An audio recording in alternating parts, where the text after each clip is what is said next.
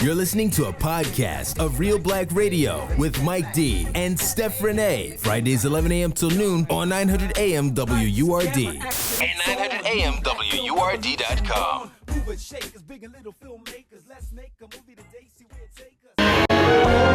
Well, there's the chorus.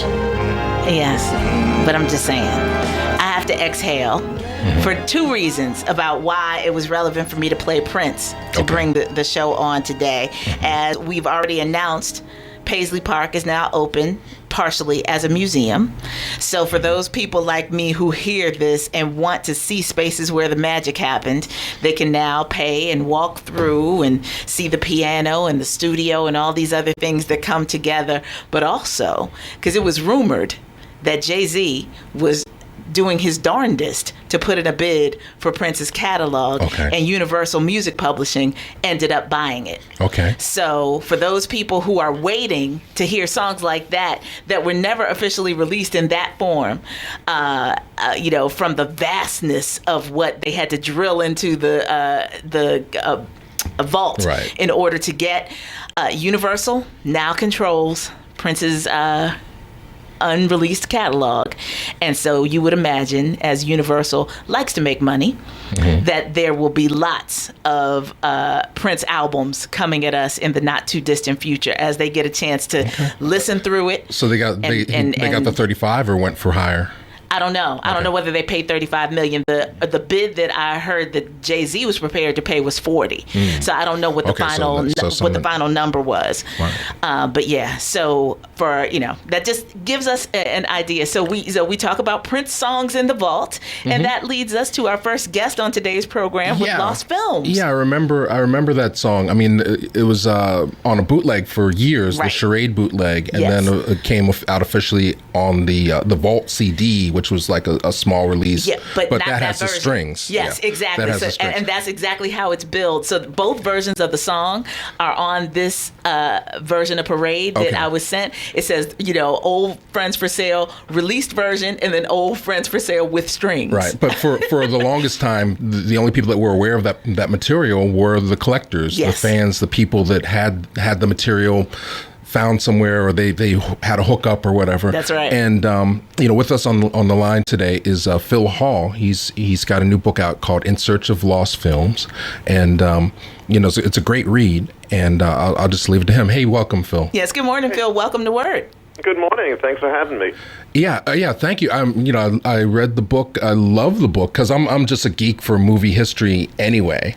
And what Phil does is sort of talk about films that are not available to anyone. I mean, so what defines a lost film? I guess it would be the first question. Well, a lost film is a film that is lost. There are no known prints of the movie anywhere, or maybe it would just exist in fragments.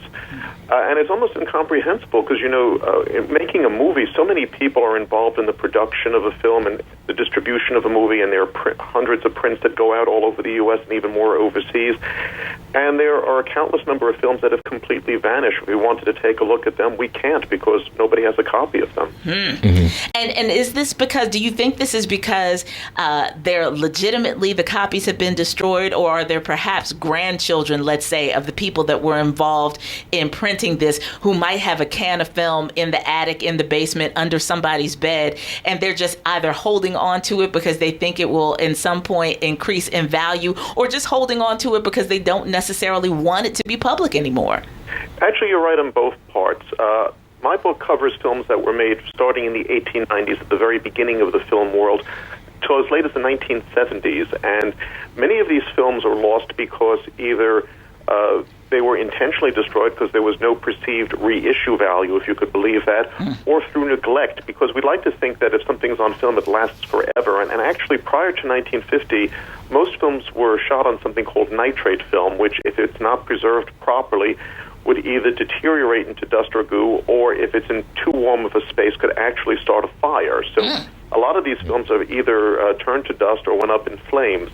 As for people holding on to films, there are many, many cases of people discovering lost films in their basements, in their attics, in their garden sheds.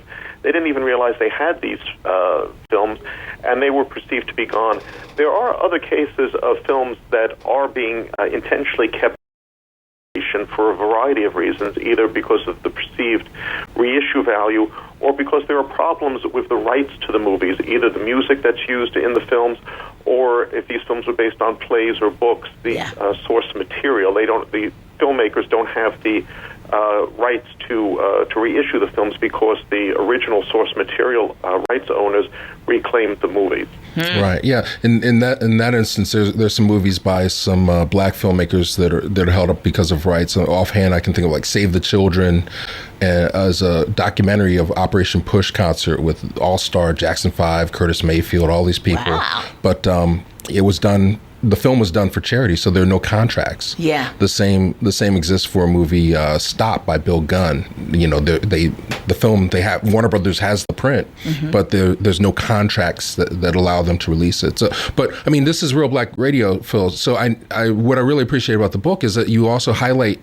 within the book a lot of lost films by African American filmmakers. Well, the greatest tragedy, I think, is the career of Oscar Micheaux, because many people know Oscar Micheaux as the first great black film entrepreneur. He was a director, producer, writer, distributor, but the majority of his films don't exist anymore, so we only know of Micheaux's work through reputation and through the historic record. We can't actually put these films back into a projector and see them because they have vanished. Yeah. And, I wonder that if, sometimes in marketing and other kinds of media industries, we say, it's better to ask forgiveness than ask permission. And I wonder if in these days, we're a very litigious society, but at the same time, we are also, very much sort of, pushing against the grain in terms of letting the law catch up with what's going on.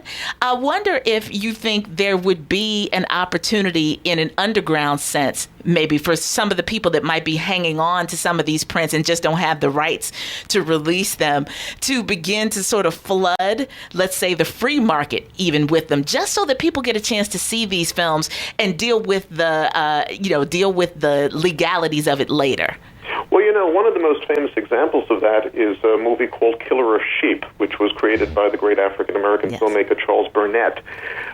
He actually had created that while he was still in school, and he had used music rights that he didn't secure the rights to. Yes. So for many years, you could only see this film as a bootleg video because Charles Burnett was not able to finance the securing of the music rights, and it took a very long time before all of the rights were able to be cleared, and the film then had to be restored to be properly presented, because you just can't put a bootleg video into a movie theater. Right. And so now today we're able to finally see Killer of Sheep. Even though it was made in 1978, it took nearly 30 years for all of the problems with the music rights to be cleared. But in the meantime, many people got to see it because the film had been bootlegged over the years. Somebody secured a 16mm print, made a bootleg video, and other people made bootlegs of that, and so on and so on. That's actually how I first got to see the movie. I was able to get it off of an online site that specialized in those type of bootleg videos. So, I should say, we don't necessarily condone bootlegging here on WURD. However, when there's no other way to see some of these classics, then, you might have to resort to some other kinds of means in order to just get it under your belt. Yeah, but I mean, that is a key point. The role of collectors and people that keep things within the family archive or whatever. I don't know if you cover this in the book, but one of the key examples that I recall is that of King Kong.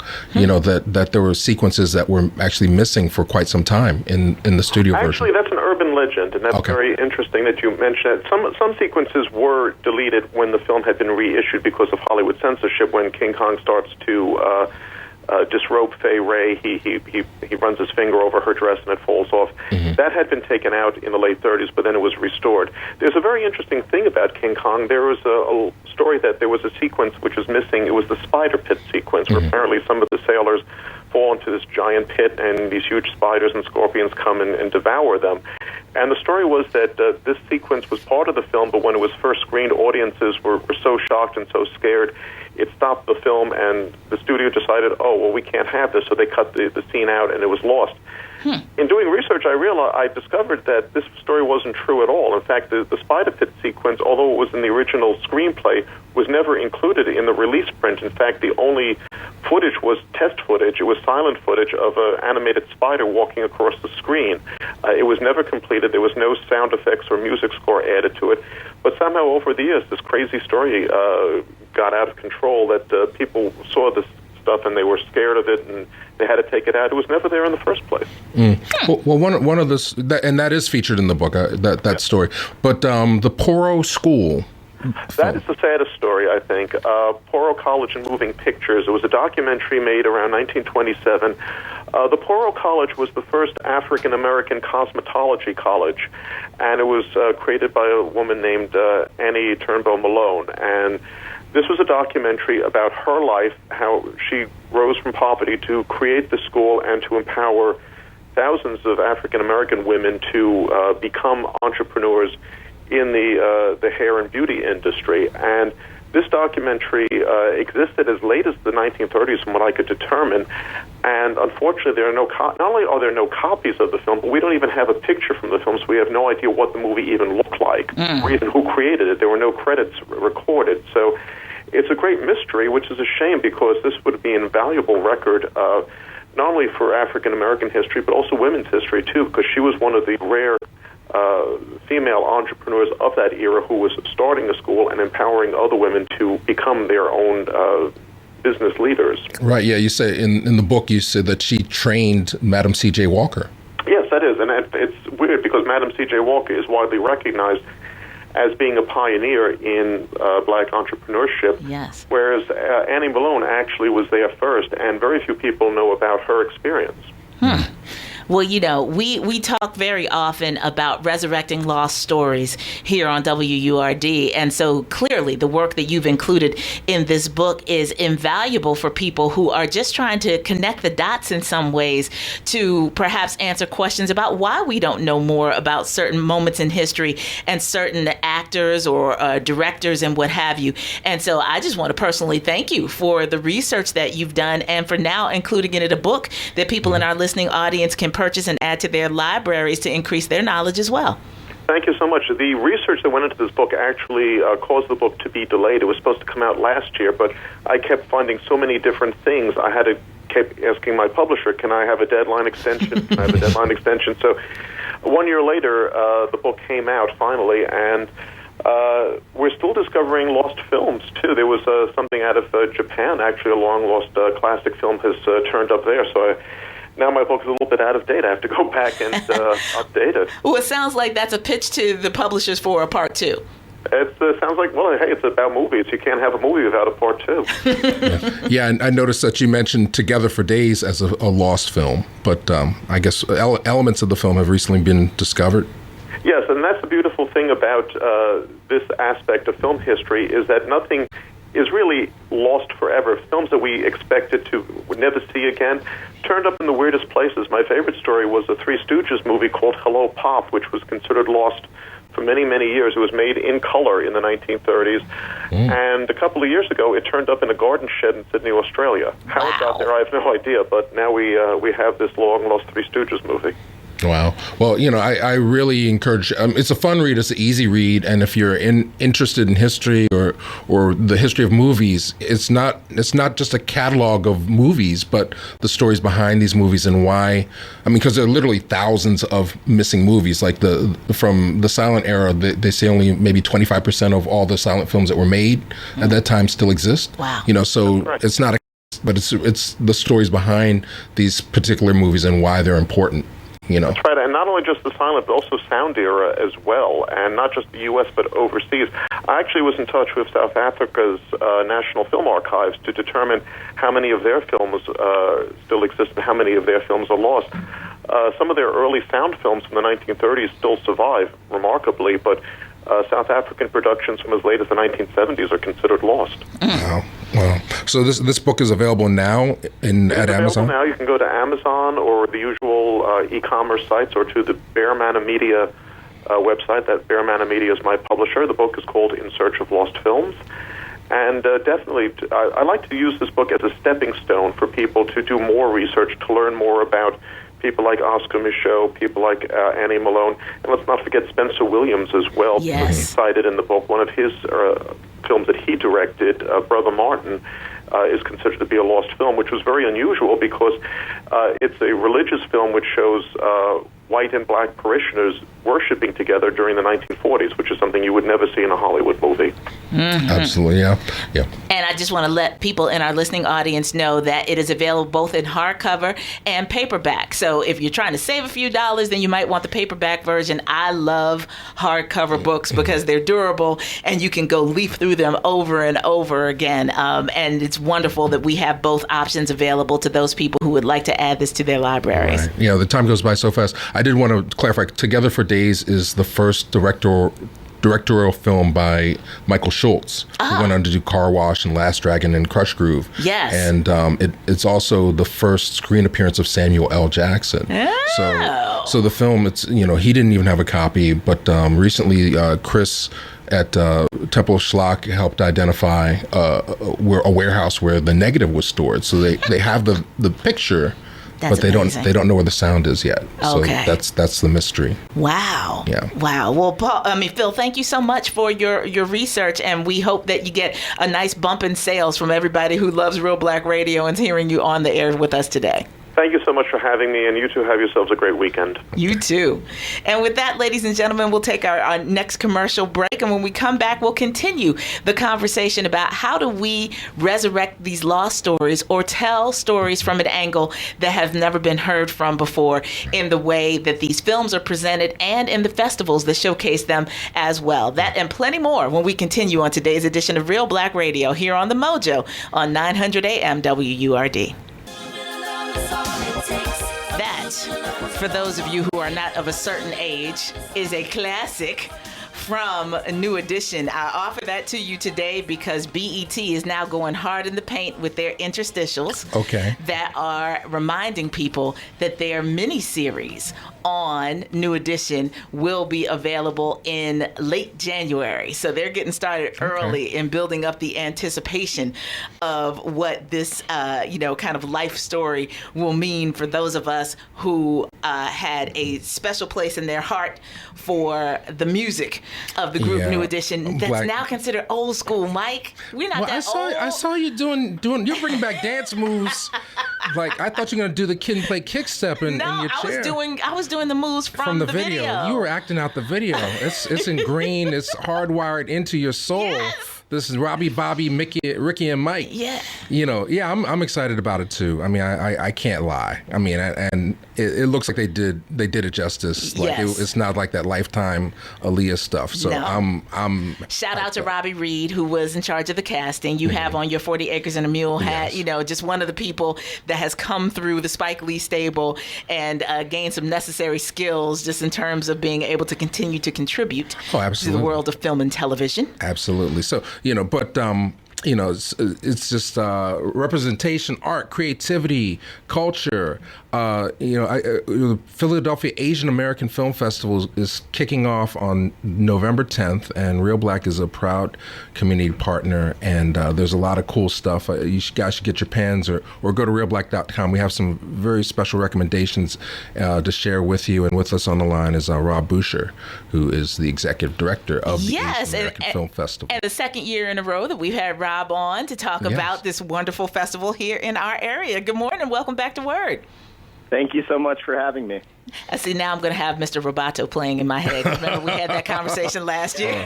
Well, it sounds like you guys are having a lot of fun in the studio. I was there with you. It goes by super fast every Friday, especially when we have great things to talk about. So the Asian American Festival, not just for Asian Americans, right? That's right. We want everybody to come absorb this, and there's always great movies and great food and being exposed to new cultures. What do we have to look forward to this year, Rob?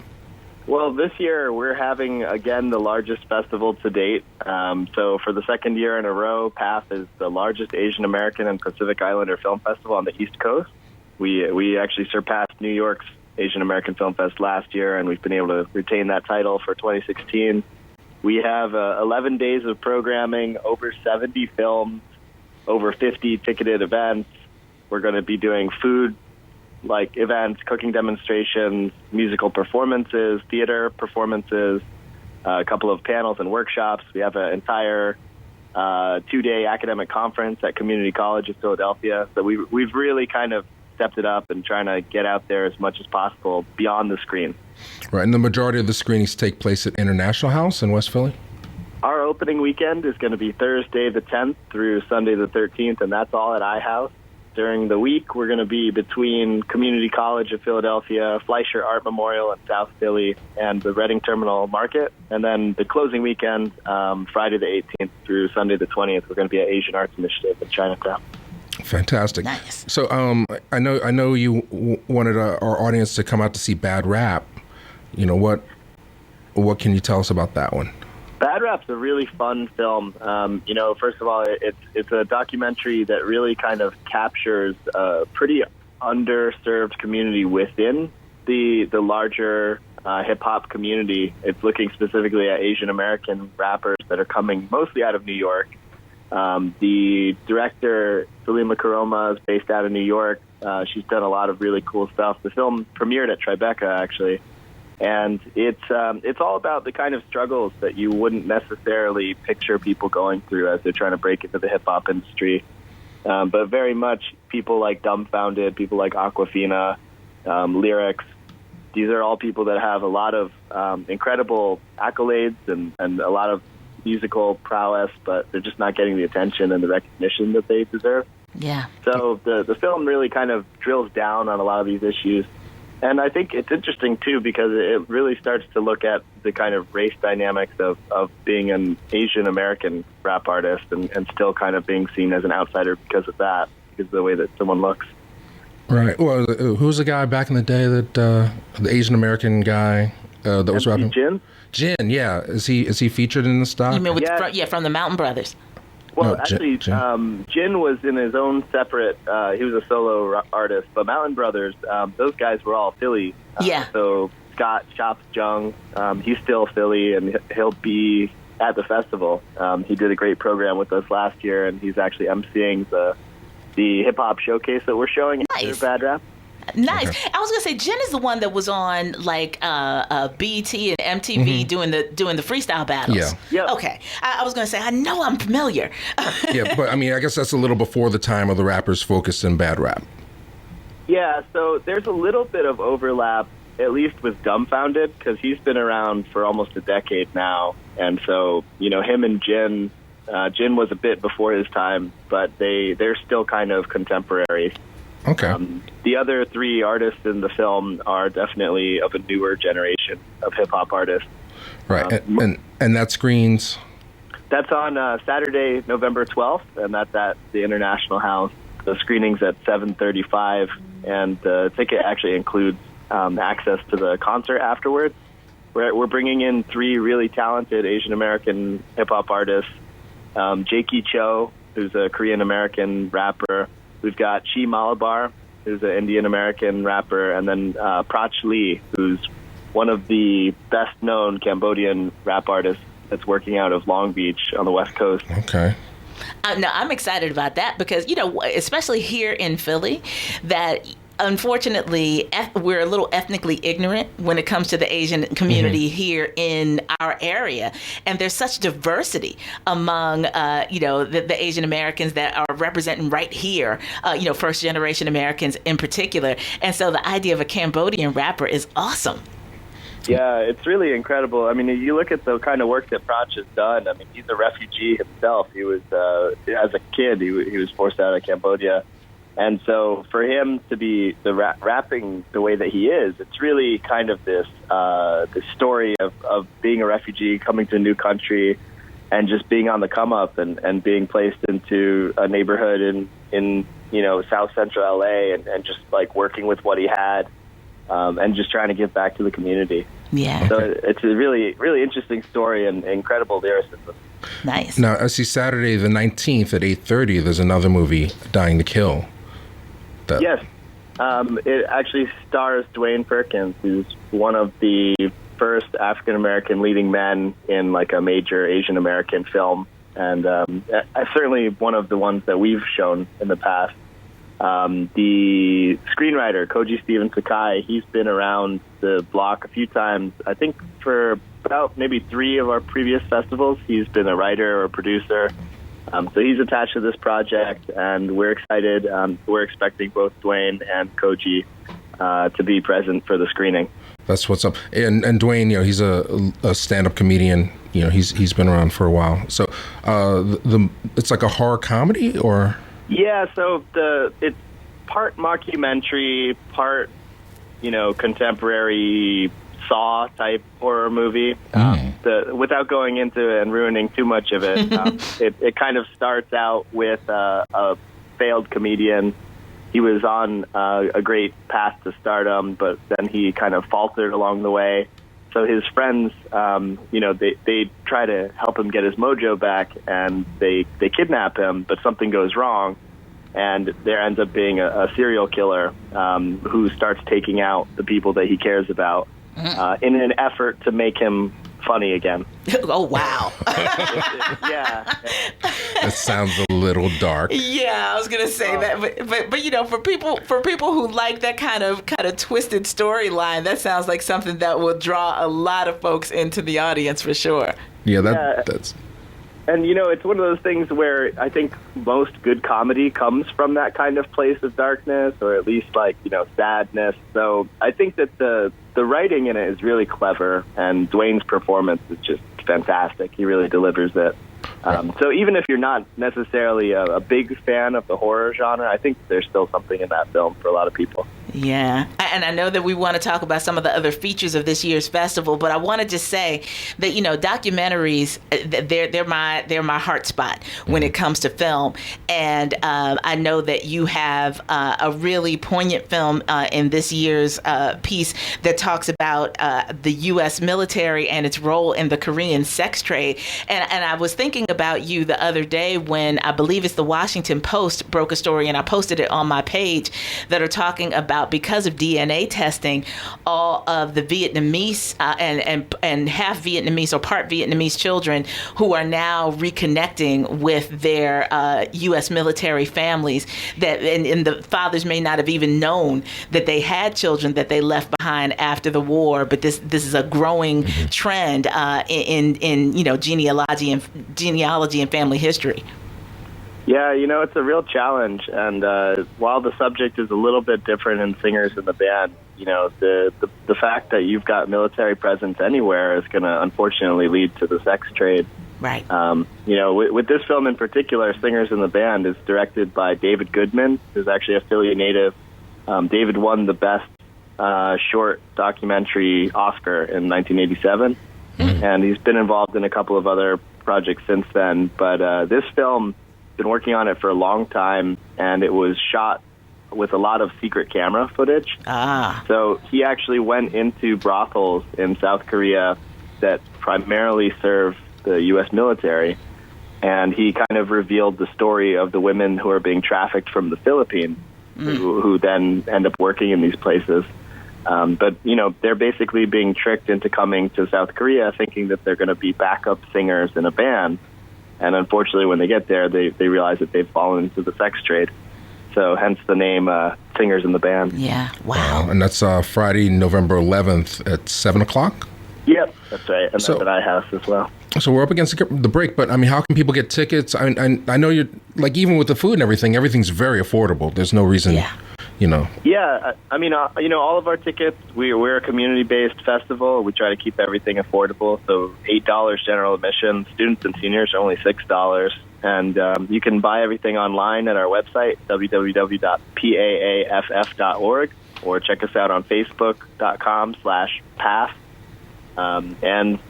There's a lot of great stuff here. I thank you for pointing out that you don't have to be Asian to come to the Asian American Festival. Because there's a lot of great stuff here, and if you like food, you like music, you like movies, then you'll definitely have a great time here.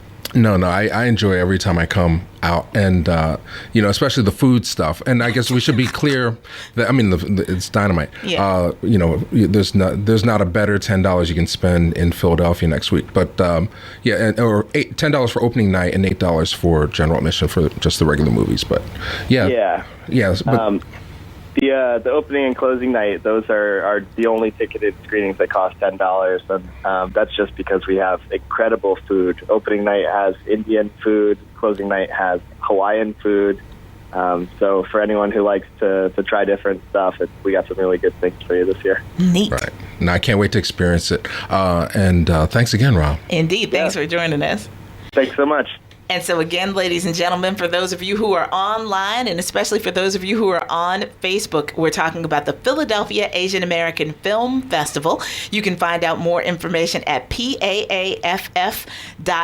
You can also search for PAAFF on Facebook and get to all of the description of the films and the other special events that are going on. And just take advantage of it. If you can't do every single night, which most people don't expect that you can do, you can pick and choose the things that you want to come out to that really appeal to you, and just take advantage of the fact that Philadelphia is becoming more and more of a destination for those of us who are enthusiasts to get a chance to immerse ourselves every now and again in some really, really great cultural entertainment. Amen to that. Yeah. So get the festival pass. If not, just come check things out. I mean, you're going to be surprised. It's one of the best programmed festivals around. I always enjoy it, I swear. Indeed, and glad to know the Reelblack is a community partner in making it all happen. We're going to take a commercial break, ladies and gentlemen, and then we'll see what Mike has up his sleeve to remind us about as we are motoring towards the holiday season with all of the releases in theaters and on our small screen. Lots of new movies out this week and in the coming weeks that we'll talk about. And we'll come back to that when we continue with Reelblack Radio in a moment. Hey, you want to talk about another video? Mm-hmm. Oh, the adult education? Yes. Do you remember this video? I don't remember the video, but I bought that album, the Boom Bapper. It was Boom Boom. really bizarre. Like, part of it took place in like a school setting, as you would imagine. Mm-hmm. The other one was like in a cave. He had all this other kind, banging on big drums, torches. Cocaine is a hell of a drug. I'm telling you, man, it was. That's when they had all the. They said we need a video, and we have money. And Daryl Hall's very spastic dancing. It was really bizarre. Yeah, I know a lot of those 80s bands, they grimace at some of those images that they were, the Cars and all those people. So that was adult education from Philadelphia's own Hall & Oates. Now, part of the reason why I play them is because this week we had another example of where the culture is supposed to be able to cross lines and bring us together. Mm-hmm. We have even more division sometimes when people aren't ready to see the we are the worldness that people in the industry can create. And so for those of you who missed it, Beyonce, who you know hails from Houston, Texas, and has swamp people in her family like I do, partnered with the Dixie Chicks on the Country Music Awards to do a country-fied version of her song Daddy Problems from the Lemonade visual album. Mm-hmm. And I don't know what prompted them to do it. I have a link to some video that is on one of my Facebook pages, but the CMAs scrubbed the footage from their recaps of the actual award shows. Now, mind you, the Dixie Chicks have long been controversial within cultural circles because of their critique, Natalie Maines in particular, her critique of former President George Bush. Yeah. And so that got them blackballed for a while from country music. But you have to ask yourself, in a very energetic, everybody on their feet, dancing and clapping along performance with Beyonce and the Dixie Chicks, clearly bygones are not bygones because they ended up scrubbing it from their site. Right. So, it was a surprise thing during the awards. So, how'd they even get in the building if they didn't know what was going to happen? They knew what was going to happen. It was announced earlier in the day because friends of mine posted it on their Facebook pages. So, I mean, why act this like network, this was... They just succumbed to public pressure. Beyonce didn't just show up that day and decide this is what was going to happen. Yeah, of course. Well, whatever. Well, they're bigger fish to fry. Tuesday, people need to come out and take care of some business. I don't, it needs to look like if the buses are still on strike, we need to be carpooling and getting people into the polls this Tuesday, because it's all a little fishy, and it's going to get even more strange if things go the way we don't want them to. So, but this weekend we can all escape. This weekend there's Doctor Strange in movies. I've seen like maybe 3 Marvel movies in my whole life, and this, I couldn't care less about these big action movies. Yeah, this was really good. Benedict Cumberbatch, I know there are a lot of people who are really hot on him. He doesn't move me. So, I'm just not particularly motivated to see this one. That doesn't mean I won't. Well, but first weekend, it is not a priority for me. Well, we had a chance to see it the other day. In 3D and IMAX, and it's really it's one of the first times I can actually say it's worth it to see it in 3D. In 3D, yeah. Yeah, because it's sort of it's like a sci-fi metaphysical thing. Yeah. I mean, it's like a dumbed down Matrix on acid. That's how I describe the effects. And that's kind of how I felt about it when I saw the previews on TV. I was like, this feels very Matrix-ish. So okay. Yeah, it definitely lifts from a lot of the things. It's the origin story version of it. So there's a little Luke Skywalker thing going on. But basically, he's a arrogant neurosurgeon, excuse me, who has a car accident, can't use his hands, and he's summoned to Tibet, where he runs into Tilda Swinton and learns all the mystical Tilda secrets. Swinton, who might be one of the whitest women on the planet. Oh, she's even whiter and paler and balder in this movie. But, so she's like his guru, and she would tell Ejiofor is the not the sidekick, but the second in command. Okay. And he learns all those secrets and mysticisms and things that he needs to protect the world. So it's sort of like if the Avengers protect the physical threats of the world, and Doctor Strange and his cohorts protect the sort of psychic metaphysical thing. So I mean, well, that's interesting, actually. I enjoyed it, but I mean, certainly there's certain people religious that don't like that kind of mysticism and stuff. So they're gonna say, "Oh God, this is Hollywood," pushing this stuff again. But for people that are just like escapism and sci-fi and just the belief that there are things that exist that we cannot perceive. Right. This is as good as it gets right now. So okay. So I really enjoyed that one. Now it's advertised that Loving is released November 4th. Yes. But in Philadelphia, it doesn't open until next weekend, the 11th. And Reelblack is doing a movie meetup on Sunday, the 13th at 4:00 after the Eagles game. Oh, okay. And one of the stars of the movie, Chris Mann, who's a local actor, Philly Chester native, he's going to join us for the screening and hang out with us, and then I might try to do that. We'll talk about what it was like to play Mildred Loving's dad. Yeah. So that's all that information is on Meetup, and then we also have a Meetup tomorrow for Moonlight, which finally comes to Philadelphia. Yes. It's Barry Jenkins' movie that we've been talking about for the last few weeks. And that everybody I know, regardless of sexual orientation, who has seen this film has been like, my Lord, what took us so long to write a beautiful, nuanced, complex film like this about the fine line that exists between best friends. And just leave it at that. You don't need to know anything more than that about the fine line that exists between best friends and intimacy. That's a great way of putting it. Yeah, I think it's one of the best films of the year. And, Barry Jenkins, he's clearly been a talent since Medicine for Melancholy. Yes, and, which is one of my favorite films of all time. This is his sophomore film, and, just a singular artist. And I think it's going to get a lot of attention award season. So we're, I'm about to, after I leave here, I'm picking up some Moonlight posters. So we'll give away a Moonlight poster as part of our meetup. And great. It's at the Ritz East. Okay. Tomorrow at 1:00. Feel free to come down, join us, and we'll take pictures and talk, and it'll be fun. And then the last thing I want to talk about, you just talk about feeling old. This year, 2016. 10th anniversary of what landmark hip-hop event? 10th anniversary, 2006? I've been off of commercial hip-hop for a long time, probably longer than a decade. I don't know. The Jay-Z Unplugged, the Roots collaboration. Damn, that's 10 years ago. Jay-Z Unplugged TV special. Well, shout out to my boy, Damon Mr. Dizzy Fingers Bennett, who is the official flute player in that band, and all the other people that I know that played along with the Roots in order to create that project. Yes. Right. So we're gonna. It's not on YouTube. I mean, it comes as soon as somebody posts it up. It comes right down. Yep. So you can't see it on YouTube. It's never been on DVD. It's only in the select hands of a few collectors. Yes. Maybe Reelblack is one of those people that's digging out of the shed. That's right. Otherwise, it'd be a lost film.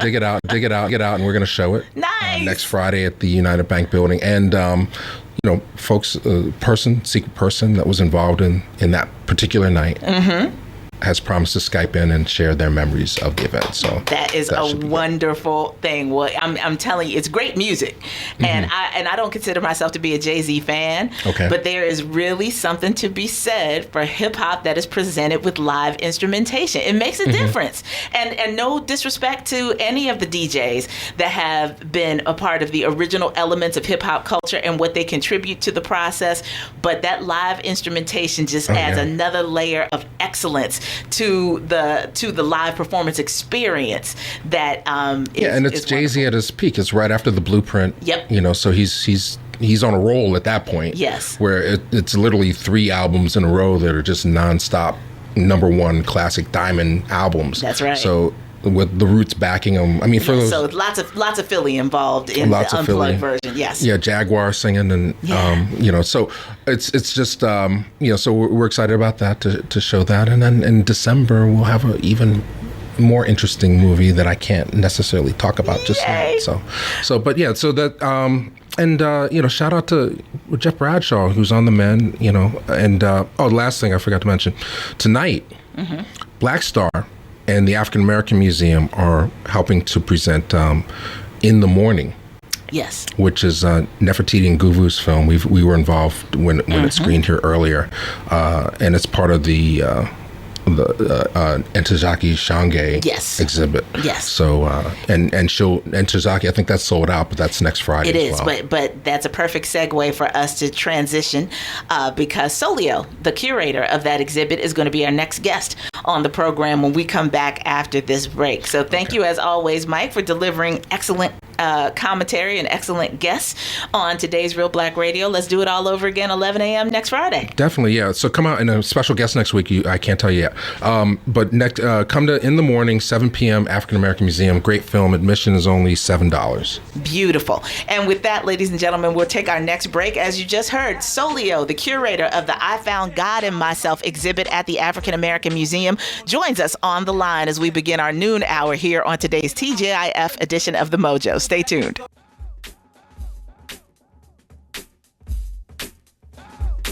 You've been listening to a podcast of Real Black Radio with Mike D and Steph Renee. Fridays 11 a.m. till noon on 900 AM WURD. And 900 AM WURD.com. Follow us on your favorite social media like Instagram, Facebook, and Twitter for up-to-date information at 900 AM WURD and at Real Black.